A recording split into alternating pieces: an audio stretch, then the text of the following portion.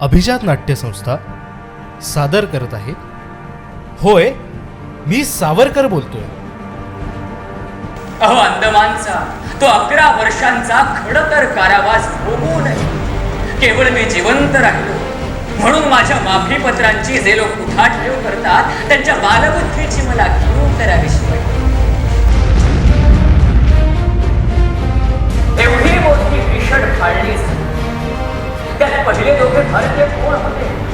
तर क्रमांक 1 वर बॅरिस्टर महमूद अली जिना आणि 2 वर हे आपले राजा.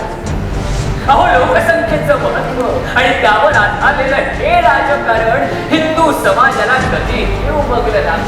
अहो, अखिल हिंदूंचा विचार जर जातीय होता तर अखंड पाकिस्तानचा विचार यांना जातीय वाटलं नाही. देशात शांती प्राप्त होते ती केवळ सामर्थ्य आणि दृढतेच्या निश्चयाने. आत्यंतिक हिंसा टाळण्यासाठी केलेली अल्प हिंसा म्हणजे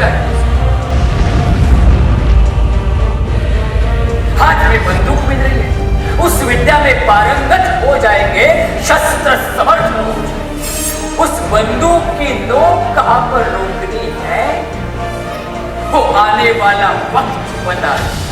जेव्हा क्रांतिकार्यात पडण्याचा निश्चय केला तेव्हाच खरं तर घरावर तुळशी पत्र. क्रांतीच्या ज्वालेत होतच नव्हे तर सारं शरीर बोलणार होतं आणि तरीही त्याकरता हजारो तरुण सज्ज होते.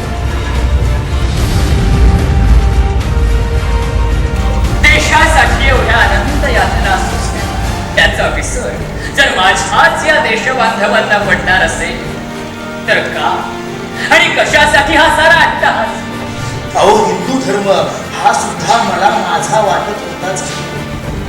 पण जर काँग्रेस आपल्या मनाची पावल उघडून अस्पृश्यांना समतेचा न्यायच देणार नसतील तर मग मी का बांधील राहावं? तेव्हा कुठे गेलं होतं तुमचं उपोषणाचं कष्ट? का नाही काढलं तेव्हा बाहेर? सुरावतीला संरक्षण द्या म्हणून तुम्हाला उपवास करताय. पाकिस्तानला 55 कोटी द्या म्हणून तुम्हाला उपोषण करता येतात. मग फाळणी होऊ नये म्हणून उपवास का नाही केला? गांधीजी का नाही? न्यायालय ह्या निर्णयापर्यंत पोहोचलं आहे की सावरकरांचा ह्या गटात कुठलाही सहभाग नाही.